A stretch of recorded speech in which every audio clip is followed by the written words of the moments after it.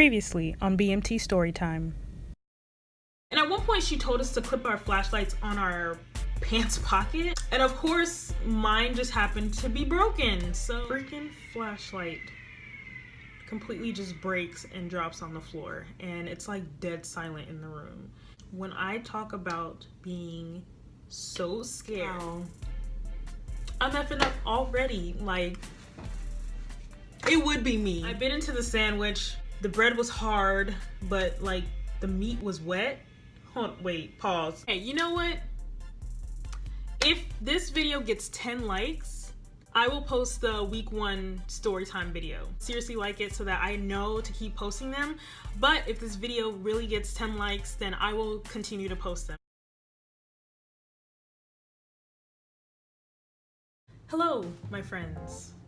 Welcome back to my channel. I first want to start off by saying that I apologize for looking like complete and utter trash today. But you know what? Once upon a time, a wise man once said, it be like that sometimes. What is up, guys, and welcome back to my channel. First and foremost, thank you to everyone who watched, commented, and liked my last video. It did extremely well. I only asked for 10 likes and I ended up getting 45. I keep telling y'all, best subscribers, supporters I could ever ask for. So as you can tell by that title, I am going to be discussing everything that happened within week 1 of BMT. The first thing I want to discuss is coffee at BMT. Now I know for other branches, you know, Army, Marines, Navy, I know apparently y'all can't have any coffee at BMT, and I was under the impression that we weren't allowed to have coffee either. But it turns out we can. So, you know, mad respect for all the other branches who can't have coffee, you know what I'm saying? I don't know what I would have done without coffee some days, but you know. Now, everyone who knows me knows that my biggest guilty pleasure in all the land is coffee. Now, by week 1, of course, it had been maybe about 2 weeks or so, maybe a week and a half since I had actually had coffee. And when I first saw it, I didn't think that we were allowed to have it because I never saw any of the other trainees with it, and I thought it was strictly for the instructors. So then I made it a point to ask my MTI, are we allowed to have coffee? Because I had heard that you had to wait till a certain week to have coffee. Like, so I just went ahead and asked, and he was just like, yes, you guys can have coffee, like, just get it and go. Nothing made me happier that week than finding out that we could actually have coffee, and the fact that they had cream and sugar to put in the coffee. If I could describe the first time having actual coffee at BMT after a couple weeks of not having it, if I had to put it into words, almost orgasmic. That's how I would describe it. It was almost orgasmic to finally drink coffee after like a couple weeks. I feel like I may or may not have a problem since I can't go like a couple weeks without coffee. So yeah, that's honestly how I would describe the first time having coffee at BMT. The next thing I want to talk about is the fact that before I went to BMT, one popular question that I would ask people that have already been through BMT was, what's the hardest thing about it? What's the hardest thing about getting through BMT?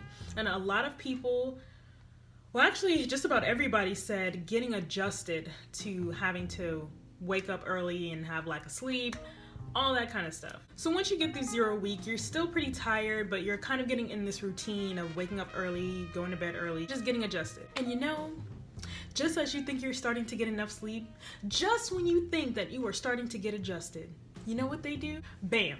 They give you EC duty. And what is EC, you ask?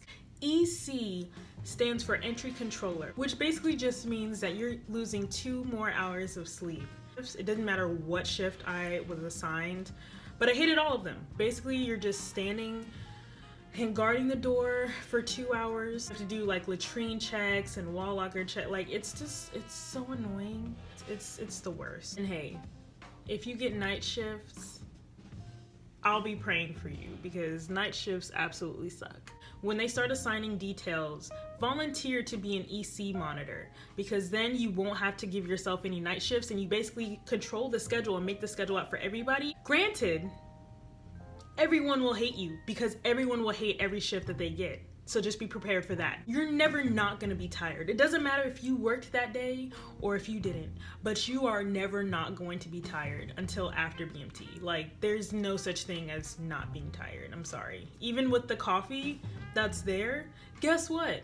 It's freaking decaf. So this next story time was probably one of the biggest game changers in my BMT career or experience, mainly because it like hurt me to the core, right? You guys already know you have your wall lockers where you keep all of your uniforms, your hygiene products, etc. With wall lockers, you will have inspections and you will have appraisals. Your inspections is pretty much just when your MTIs go through your wall locker and tell you what you did right or what you did wrong. And your appraisals are what you get graded on for graduation. So if you're not passing your wall locker appraisals, guess who's not graduating on time? I'll give you a hint. It rhymes with you. It's you.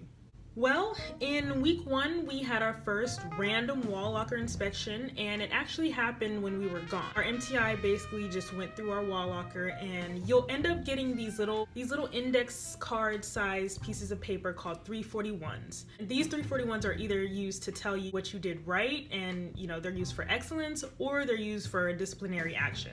So 9 times out of 10, if you get a 341 pulled, it's because you're doing something wrong. I'm just gonna go ahead and put that out there. So I just remember I was not prepared for any kind of inspection. Like, I had no idea what I was doing. That day, I feel like I probably just threw a lot of stuff in my locker and just went because I was just all over the place. Now, I don't remember where we came back from, but I just remember a whole bunch of people had a lot of their clothes and a lot of their just belongings thrown out on their bed, and their wall lockers were open. Mine specifically, I remember a lot of my clothes were thrown all over my bed, and it was just a mess. Like, they tore our lockers up. So I hear a bunch of girls in my flight talking about, oh, he wrote on my 341, he said this and this and this was wrong. So I took it upon myself to go to my bed, and after looking at all the devastation that happened to my wall locker, and I saw that our MTI had written something on my 341. 341 said, and I quote, I still remember it to this day, "Worst wall locker in the flight. Don't let me see it again." And I was like, I'm not crying. You're crying. It like hurt to fight back those tears. Like, I did not want to cry. I was like, this is week 1. You can't be crying already. Pull yourself together. But I just kind of like sat there for a second, like really like fighting to hold my tears back. And I just kind of crumbled up the 341 and just threw it in the trash and proceeded to clean up the disaster of my wall locker. Now, this story continues. There's a second part to this story when we actually have our appraisal, but I'm not gonna get to that until, I think it's week 2 that we had our first appraisal. So yeah, it gets better, but we'll get there. Now, I put all that energy into fighting back and holding back my tears. Same week was the week that we went to our church service. For like the first 20 minutes, they like to play like a whole stream of music and different songs, different gospel songs, Christian songs. And I'm feeling all right. I'm like dancing and whatever, and it's cool, I'm feeling the spirit.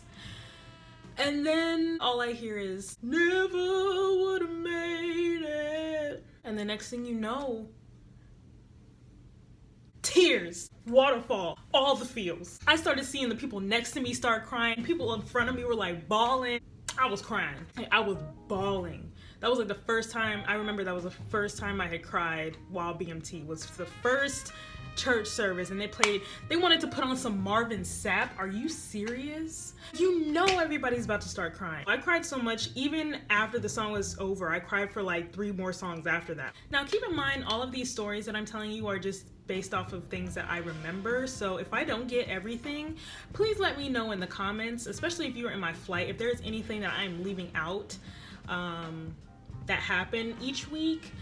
Please refresh my memory. Now, when you ask certain people, what was the worst week of BMT? What was the hardest week of BMT for you? Some people will give you different answers. Some people will say it's 0 week. Some people will say it's 2nd week.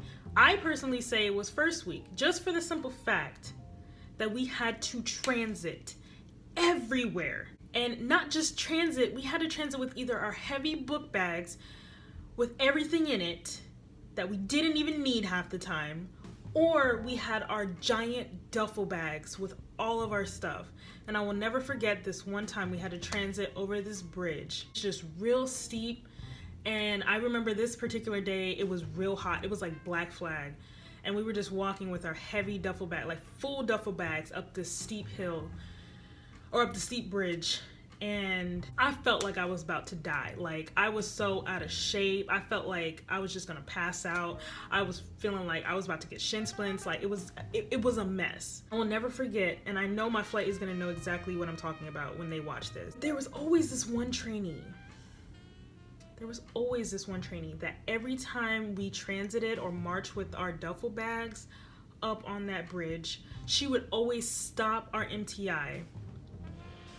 And he would have to stop the flight because she would turn around and be like, "Sir, my chest hurts. Sir, can we stop? My chest hurts. Sir, I'm having chest pains. Can we stop, please?" And every single time you would just hear the flight like, "Oh my God." Like, by us stopping, it just made it even worse because like the sun is beating down on us. We had to stand there waiting on you because of your chest pains.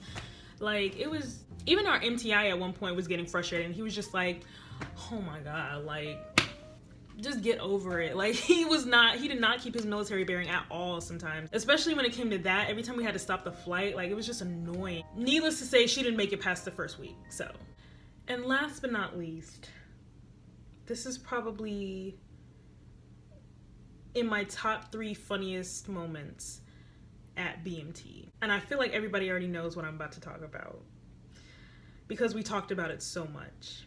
One day that we had transited to go through processing, and it was real hot that day.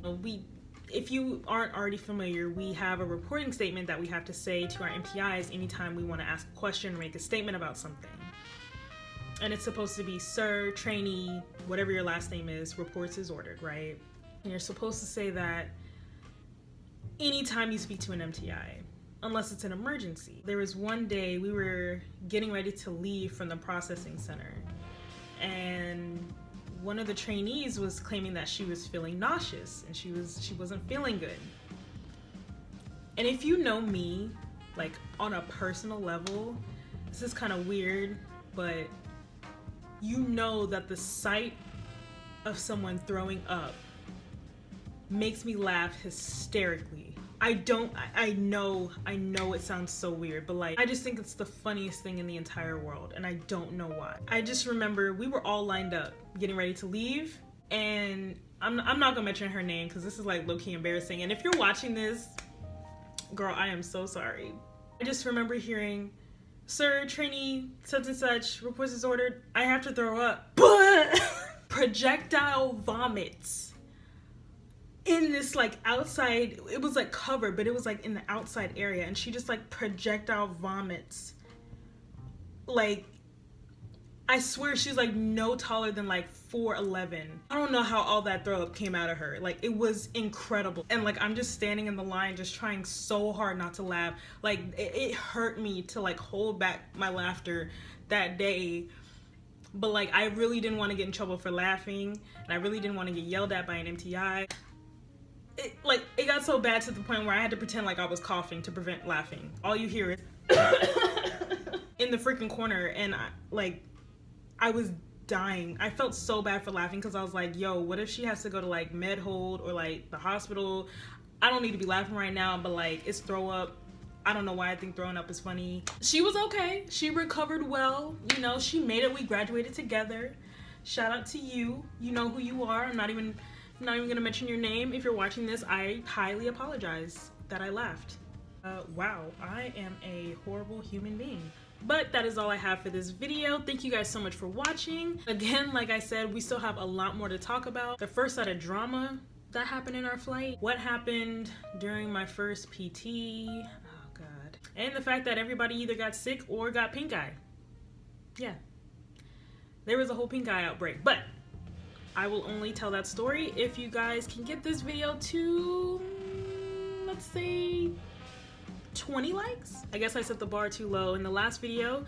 So if this video can get 20 likes, I will continue this series and I will post the next video for week 2. Please do not forget to like, comment, and subscribe to my channel, and I will hopefully see you guys next week for the week 2 video.